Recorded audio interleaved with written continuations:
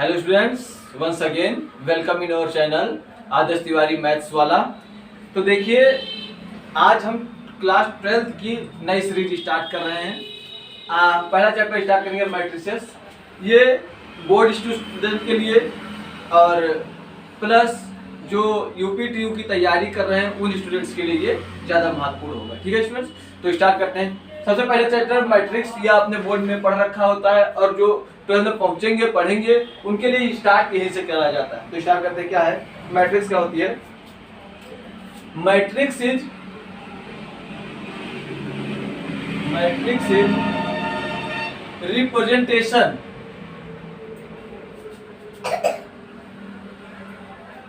Representation of some numbers in the form of row and column। कुछ numbers को जब हम रो और कॉलम के रूप में रिप्रेजेंट करते हैं तो उसको क्या कहते हैं? मैट्रिक्स कहते हैं। देखो भाई, तो जैसे ये देखिए, ये है मैट्रिक्स का साइन, ये होता है दो तरफ से अगर आप बड़ा ब्रैकेट लगा देते हैं तो ये मैट्रिक्स का साइन होता है। जैसे 2 3 5 4 1 2 3। अब इसमें कितने कॉलम हैं? कॉलम हो गए 1 2, 1 कॉलम 2 कॉलम 3 कॉलम। रो कितनी है? 1 और 2। तो हमेशा जब आप ये लिखेंगे तो मैट्रिक्स का आर्डर लिखना भी आपको आना चाहिए कि मैट्रिक्स किस आर्डर की है। तो ये हुआ आपका representation of some number in the form of rows and column. अब आर्डर ऑफ मैट्रिक्स पे कैसे आते हैं? देखिए, आर्डर ऑफ मैट्रिक्स समझ लीजिए यहीं से। आर्डर ऑफ मैट्रिक्स, ठीक है। आर्डर ऑफ मैट्रिक्स क्या हो गया? If A matrix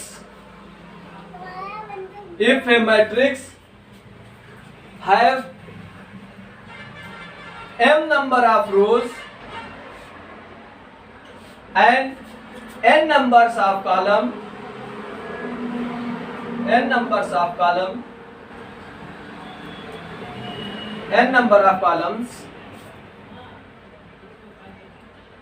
then order of matrix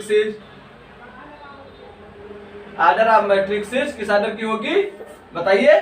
m cross n। ठीक है। तो सबसे पहले मैट्रिक्स के आर्डर में हमको क्या ध्यान रखना होगा कि पहले रो और फिर बाद में कॉलम। तो अब इसको हमको बताइए कि ये कितने आर्डर की मैट्रिक्स है। ठीक है स्टूडेंट, तो आप बताइए हमें। यस सुनील, आप बताइए। हाँ ठीक है, बस बिल्कुल एक्यूरेट, शाबाश। ये है आपकी किसकी? 2 क्रॉस 3 आर्डर की मैट्रिक्स। तो मैट्रिक्स को जब रिप्रेजेंट करते हैं तो इस तरीके से ही रिप्रेजेंट किया जाता है। ठीक है स्टूडेंट्स, तो ये हुआ आपका। अब ऑर्डर ऑफ मैट्रिक्स हो गया। अब इसके बाद क्या करते हैं? मैट्रिक्स के बारे में थोड़ी सी चीजें आप और जान लीजिए कि मैट्रिक्स की कोई भी वैल्यू फिक्स नहीं होती। Matrix have no fix value, it is only a representation. ये सिर्फ आपका एक रिप्रेजेंटेशन होता है, इसकी कोई फिक्स वैल्यू नहीं होती है। अच्छा, फिर इसके बाद अब इससे आगे करते हैं।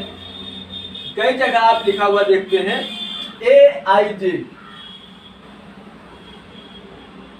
इस तरीके का जब आप लिखा हुआ देखते हैं तो इसका मतलब ये होता है एलिमेंट बिलोंगिंग टू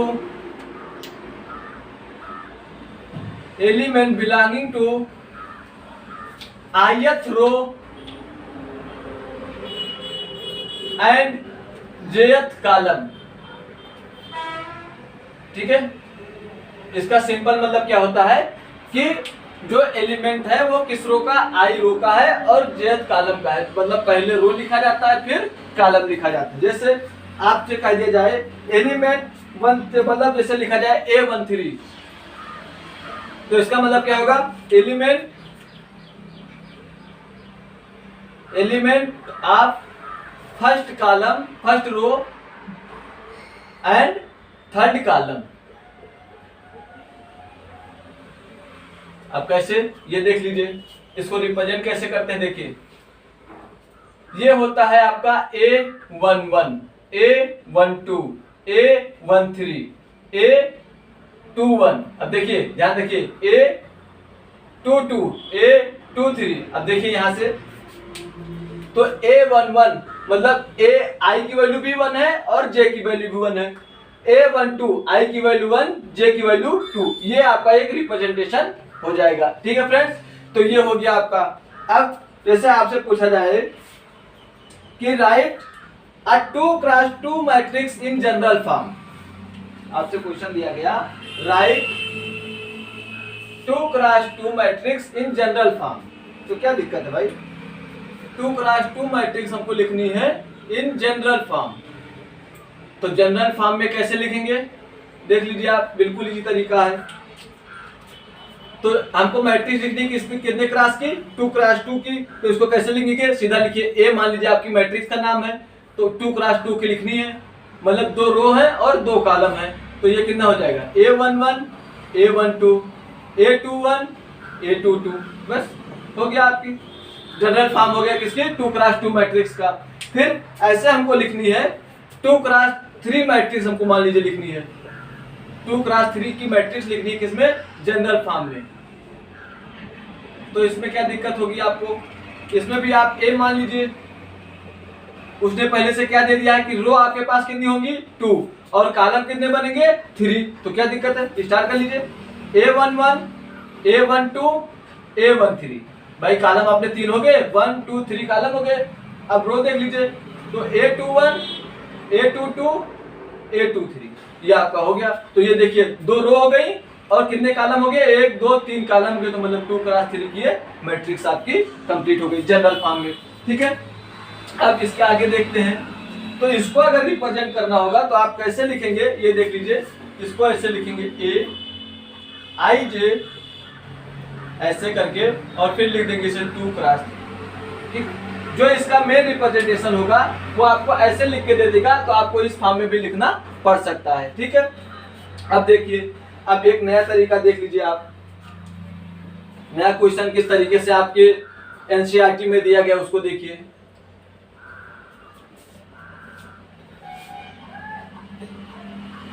तो अब जो क्वेश्चन है आपका उसमें वैल्यू दी गई है, क्या दी गई है, वैल्यू दी गई है और उसके हिसाब से हमको सॉल्व करना होगा। जैसे क्वेश्चन है, मान लीजिए A is equal to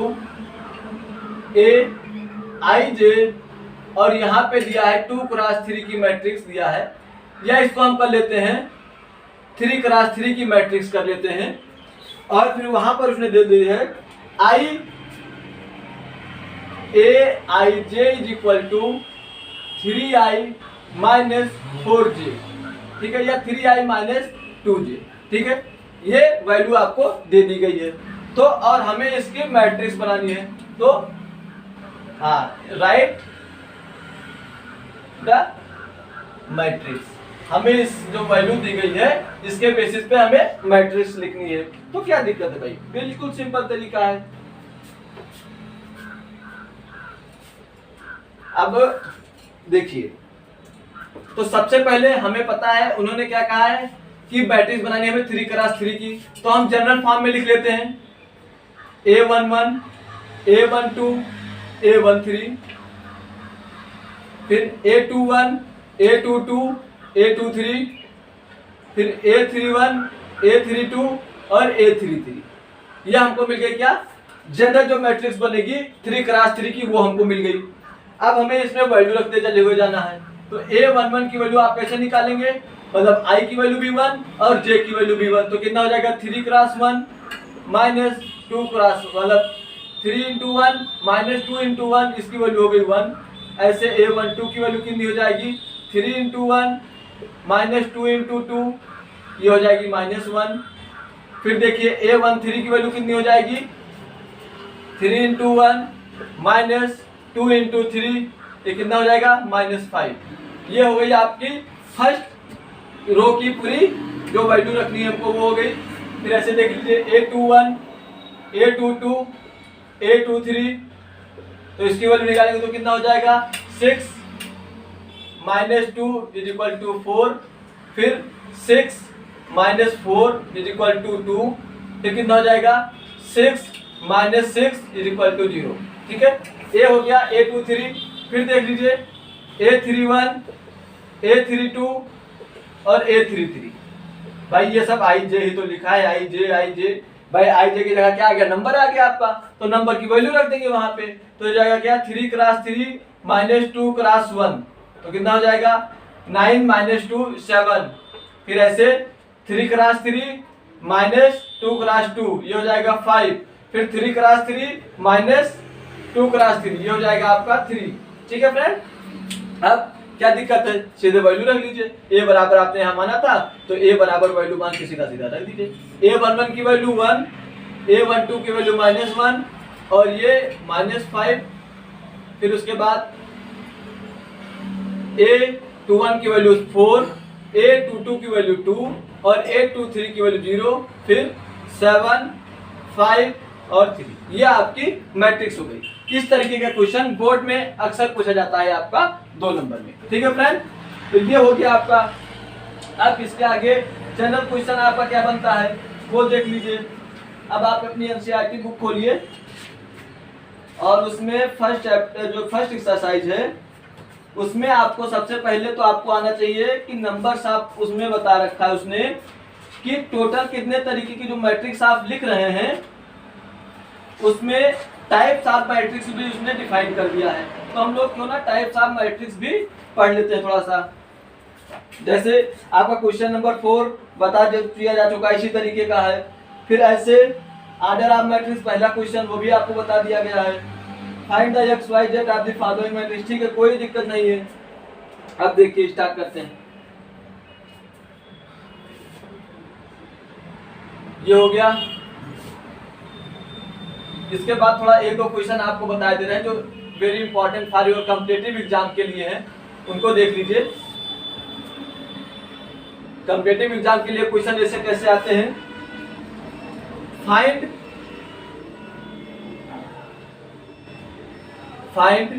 total number of matrix, total number of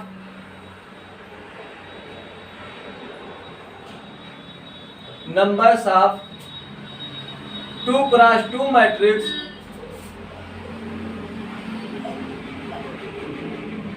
in which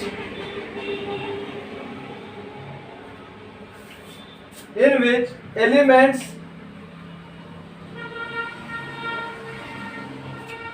using all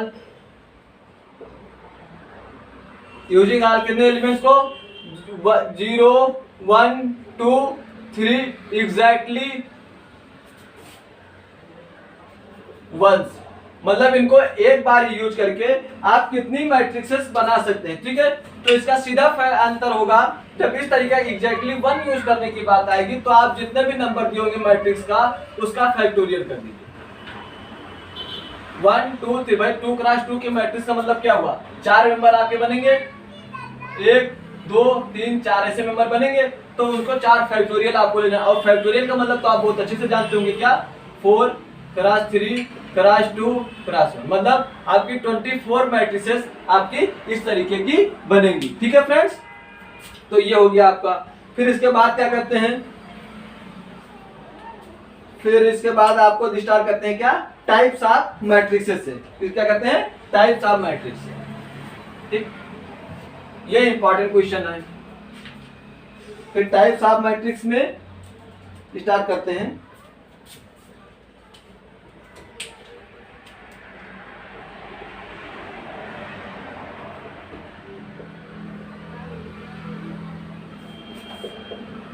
ठीक है,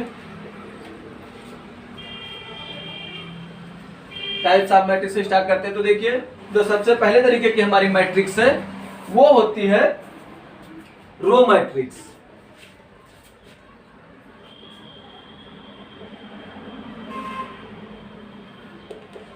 रो मैट्रिक्स क्या होती है, मैट्रिक्स हैविंग ओनली 1 रो, जिसमें सिर्फ और सिर्फ एक रो होगी, उसको क्या कहते हैं, कॉल्ड रो मैट्रिक्स।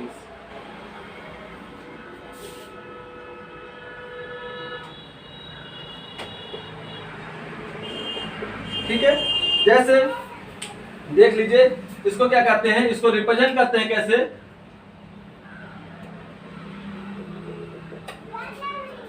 रिप्रेजेंट करते हैं इसको Aij 1 क्रॉस M। भाई हमारी जो R की वैल्यू है, मतलब जो रो की वैल्यू है, वही तो सीधा सीधा जा रही है। बाकी तो आपका जो वो क्या कहते हैं कालम जो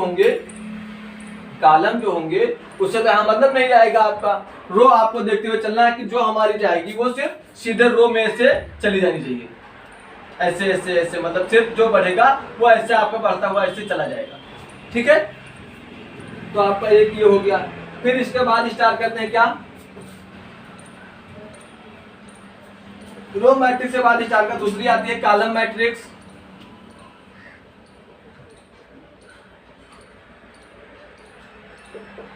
कॉलम मैट्रिक्स क्या होती है, matrix having only one column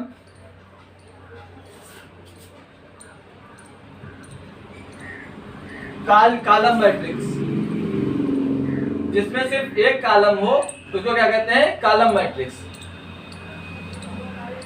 ठीक है, इसको रिप्रेजेंट कैसे करेंगे आप, इसको जो रिप्रेजेंट का तरीका होता है वो देख लीजिए,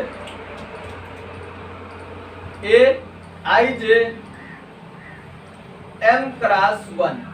ठीक है, चाहे M क्रॉस 1, मतलब जो भी होगा इसमें कॉलम की जगह पे हमेशा कितना रहेगा, 1 बना रहेगा। अब स्टार्ट करते हैं इसके आगे। देखिए, रो के मैट्रिक्स में क्या था कि आपकी जो लाइन जाएगी वो सीधे बढ़ती हुई चली जाएगी। कॉलम के मैट्रिक्स में क्या है, एक बार ऐसे बनाने के बाद सीधे वो नीचे तक चला जाएगा, सिर्फ एक कॉलम होगा उसमें। ठीक है, फिर इसके बाद क्या कहते हैं, स्क्वायर मैट्रिक्स। स्क्वायर मैट्रिक्स क्या होती है,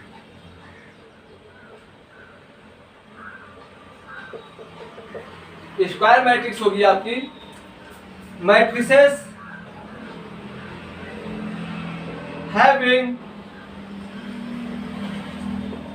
having equal number of rows and columns called square matrix.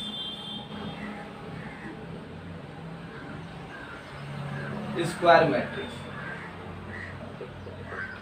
इसको जैसे आप देखेंगे तो इसको जब रिप्रेजेंट करेंगे तो कैसे रिप्रेजेंट करेंगे, देख लीजिए, इसको जो रिप्रेजेंट करने का तरीका होगा वो होगा Aij M क्रॉस M, मतलब जितनी रो है उतनी ही कॉलम है आपके पास। ठीक है फ्रेंड्स, तो ये हो गया आपका स्क्वायर मैट्रिक्स। स्क्वायर मैट्रिक्स, तो ये मैट्रिक्स में आपने क्या पढ़ा, रो मैट्रिक्स पढ़ा, कॉलम मैट्रिक्स पढ़ा, स्क्वायर मैट्रिक्स पढ़ा। अब इसके बाद देखते हैं क्या, इसके बाद जो आपका आएगा, फिर पढ़ते हैं क्या, डायगोनल मैट्रिक्स। क्या पढ़ेंगे हम लोग, डायगोनल मैट्रिक्स।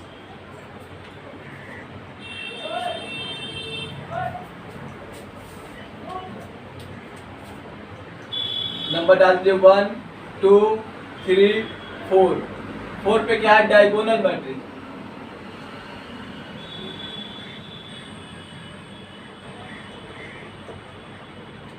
डायगोनल मैट्रिक्स क्या होता है,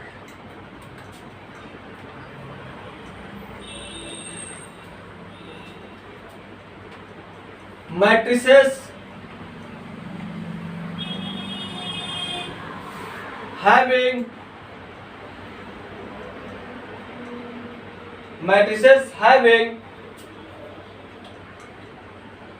having components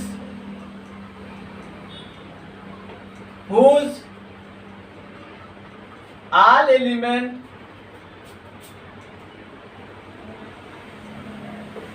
are zero except कौन सा, diagonal, except diagonal part called diagonal matrix,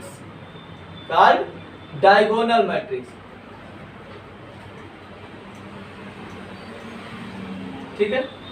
अब इसका मतलब समझ लीजिए आप, किसे आप देखते हैं क्या होता है, ये आपकी एक मैट्रिक्स होती है। तो जो ये एलिमेंट बनता है ऐसे वाला A11, A22, A33, ये जो आपका होता है वो एक डायगोनल कहलाता है। तो डायगोनल को छोड़ के मतलब ये पार्ट जो है 1 0 0 0 2 0 0 0 3, मतलब ध्यान रखिए जो ये डायगोनल एलिमेंट है ये जीरो ना हो, बाकी अगर सब जीरो है तो उसको कहते हैं क्या, डायगोनल मैट्रिक्स। ठीक है फ्रेंड, ये हो गई आपकी डायगोनल मैट्रिक्स। अच्छा, अब इसको रिप्रेजेंट कैसे करेंगे, तो इसको देख लीजिए जो मैंने लिखा है इसको कैसे रिप्रेजेंट करेंगे। A इज इक्वल टू, सीधे लिखिए 1 2 3, हाँ सीधा सीधा आपका लिखा है 1 2 3 और फिर उसके आगे लिख दिया 3 क्रॉस 3, मतलब 3 क्रॉस 3 की मैट्रिक्स है। और ये जो आपने लिखा 1 2 3, ये एलिमेंट अपने आप समझ में आ जाएगा कि ये डायगोनल एलिमेंट होंगे आपके। बाकी आपको इसमें रिप्रेजेंट करने की कोई भी ये नहीं पूरा लिखे 0 0 0, ये नहीं लिखना है, सीधे लिखिए 1 2 3 और 3 क्रॉस 3 की मैट्रिक्स है। जो भी एग्जामिनर होगा या जो भी स्टूडेंट होगा वो समझ जाएगा कि ये जो मैट्रिक्स है आपकी वो किस आर्डर की है, 3 क्रॉस 3 की है, और जो ये एलिमेंट है वो कौन से है, डायगोनल एलिमेंट है। ठीक है फ्रेंड्स, तो ये हो गया आपका। फिर क्या करते हैं, ये हो गया डायगोनल मैट्रिक्स। डायगोनल मैट्रिक्स के बाद जो आपकी मैट्रिक्स आती है वो आती है स्केलर मैट्रिक्स। कौन सी मैट्रिक्स, स्केलर मैट्रिक्स। तो ठीक है, स्केलर मैट्रिक्स पढ़ लेते हैं। डायगोनल मैट्रिक्स हो गई, अब फिर क्या करते हैं, स्केलर मैट्रिक्स पढ़ते हैं। इसको भी मैं रफ कर दे रहा हूं भाई, नोट्स बनाते चलिएगा। ये नोट्स अभी नहीं, लेकिन एग्जाम में आप जब कभी प्रिपरेशन करेंगे नेक्स्ट आगे चल के तो आपके लिए बहुत आवश्यक होगा। जैसे 5वां देख लेते हैं, हमने क्या कहा, स्केलर मैट्रिक्स। स्केलर मैट्रिक्स क्या होती है, the diagonal matrix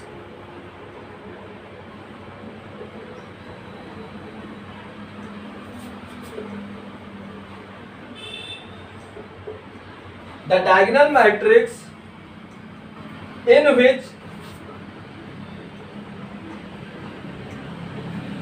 which all diagonal elements are equal, in which all diagonal elements are equal,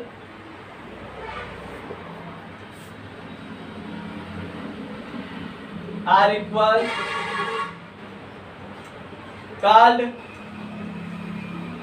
कौन सी, स्केलर मैट्रिक्स। इसको क्या कहते हैं हम, स्केलर मैट्रिक्स। फिर इसके बाद स्केलर मैट्रिक्स हो गई आपकी। स्केलर मैट्रिक्स के बाद होती है क्या, आइडेंटिटी मैट्रिक्स। ठीक है, आइडेंटिटी मैट्रिक्स 6 नंबर पे आप पढ़िए क्या, identity matrix.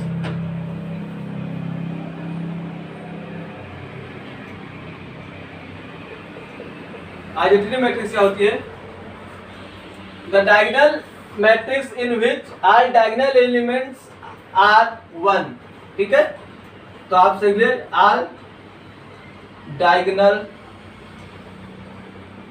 Elements should be 1। क्या होने चाहिए, 1 होने चाहिए, शुड बी 1। ये आप 1 को इस तरीके से, ठीक है। तो क्या है, the diagonal matrix in which all diagonal elements are 1 is known as identity matrix. ठीक है फ्रेंड्स। फिर नल मैट्रिक्स होती है। नल मैट्रिक्स वह मैट्रिक्स जिसमें ऑल एलिमेंट्स आपके क्या होंगे, मैट्रिक्स के 0 होंगे, उसको कहते हैं नल मैट्रिक्स। ठीक है, तो ये हो गया आपका बिल्कुल सिंपल तरीका, टाइप्स ऑफ मैट्रिक्स आपका यहाँ से हो गया। फिर उसके बाद जो आपका एक्सरसाइज दिया है उसमें सिंपल देख लीजिए, उसमें थोड़ा सा कंपेयर करने को दिया गया है, तो उसको भी देख लीजिए। अलजेब्रा आप 2 मैट्रिक्स पढ़ ले रहे हैं क्या,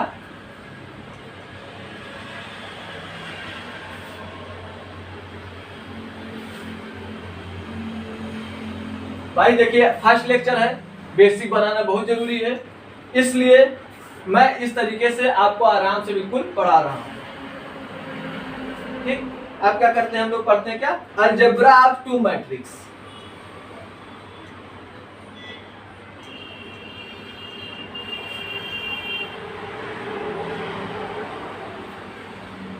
ठीक है, देखिए यही आज का लास्ट होगा पार्ट जो होगा, और इसी के थ्रू आप अपनी फर्स्ट एक्सरसाइज वेरी इजीली आप कंप्लीट कर लेंगे। जैसे स्टार्ट करते हैं।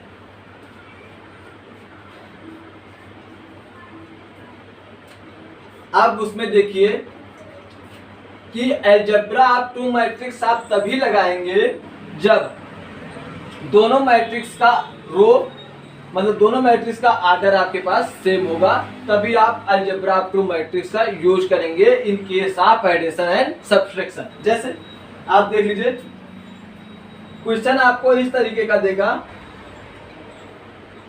क्वेश्चन जैसे देख लीजिए आपके जो एनसीईआरटी में दिया गया है, ये ऐसे दे दिया है 2x 7x + 1, ठीक है, या x + 1 की जगह x + 1 ही मान लीजिए, और फिर यहाँ पे वैल्यू दे दिया है उसने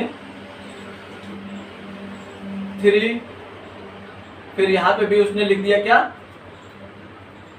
सॉरी 3 नहीं, यहाँ पे उसने लिख दिया मान लीजिए y - 1, यहाँ पे उसने लिख दिया 5, यहाँ पे उसने लिख दिया z + 2, और यहाँ पे उसने लिख दिया 6, ठीक है। अब आपसे कहा रहा है उसने कि find the value of x, y and z। तो जब भी इस तरीका का क्वेश्चन आएगा तो आपको सीधे क्या करना है, इसको इससे कंपेयर कर देना है, इसको इससे कंपेयर कर देना है, इसको इससे कंपेयर कर देना है, और इसको इससे कंपेयर कर देना है, ठीक है। तो सबसे पहले हमें क्या कंपेयर करना है, a11 इधर का और इधर का भी कंपेयर कर ले रहे हैं, तो क्या होगा y - 1 = 2, ठीक है। तो y की वैल्यू यहां से कितनी आ गई 2। फिर देखिए दूसरा, देखिए अब मल्टीपल में इस टाइप का क्वेश्चन आपसे पूछा जा सकता है। x की वैल्यू उसने सीधे सीधे दे दी है कितनी 5, ठीक। अब क्या कहा है, z की वैल्यू बताइए, तो z + 2 = 7, तो z = 5, बस हो गया, कंप्लीट हो गया।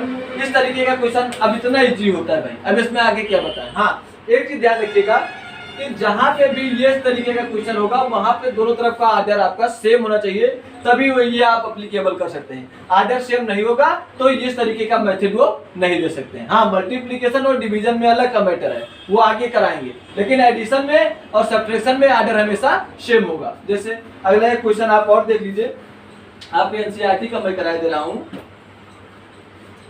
एनसीईआरटी में इन्होंने क्वेश्चन दिया है x + y + z,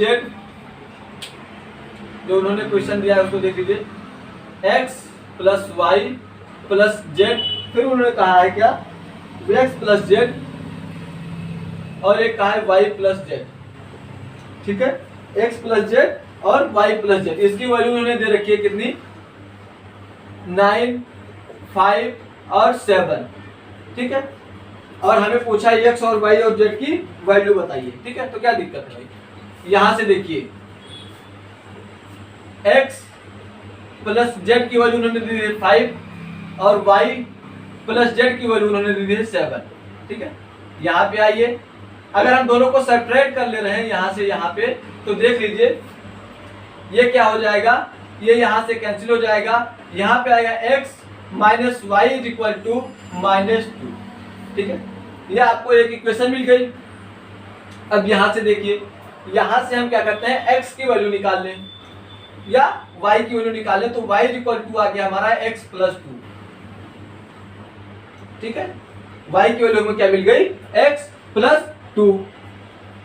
अब देखिए अब क्या करते हैं, अब यहां से हमको दो इक्वेशन बना के हम वैल्यू इजीली निकाल सकते हैं। कैसे, उन्होंने कहा x + y + z की वैल्यू उन्होंने कितनी दी है 9 दी है, तो अगर हम इसमें y की वैल्यू पुट कर दें तो कितना हो जाएगा, ये देख लीजिए आप, ये हो जाएगा 2x + z + 2 = 9, 2x + z = 7, ठीक है। ये आपकी एक इक्वेशन बन जाएगी। और आपको एक चीज पता है कि x + z की वैल्यू उन्होंने 5 दे रखी है, तो यहाँ पे अगर हम कर देते हैं x + z = 5, अब दोनों को आप सब्ट्रैक्ट कर लीजिए, ये माइनस ये माइनस ये माइनस, ये यहाँ से कैंसिल हो गया, ये कितना बचा x की वैल्यू आपकी आ गई 2, ठीक, x की वैल्यू 2 आ गई, तो y की वैल्यू बता दीजिए हमको, y की वैल्यू हो जाएगी x + 2 मतलब 4, और जेड की वैल्यू कितनी हो जाएगी, जेड की वैल्यू हो जाएगी आपकी y plus Z is equal to 7 उन्होंने कहा है। तो यहां से जब सेपरेट करेंगे तो जेड की वैल्यू जाएगी 7 minus 4 is equal to Z is equal to आपका आ गया 3। अब बताइए इसमें क्या दिक्कत है आपको? आप ये देख के घबरा गए होंगे, अरे घबराना का है भैया, ये तो और सरल हमको दे रहे हो भाई, हमको 3 दे दिया इक्वेशन तो हम 3 से सॉल्व कर लेंगे, हमको दिक्कत क्या है उसमें? ठीक है फ्रेंड्स, तो आई थिंक अब आप अपनी दिस एक्सरसाइज को वेरी इजीली कंप्लीट कर सकते हैं। हाँ, कल हम लोग क्या पढ़ेंगे? कल हम लोग पढ़ेंगे multiplication of matrix and by a scalar product. इस तरीके से हम कल अपना लेक्चर आगे स्टार्ट करेंगे। ठीक है, तो आई थिंक आपको मैट्रिक्स समझ में आएगी और ज्यादा से ज्यादा अपना रिवीजन करते रहे, अपनी पढ़ाई करते रहे और चैनल को सब्सक्राइब करते रहे। Okay class, thank you class.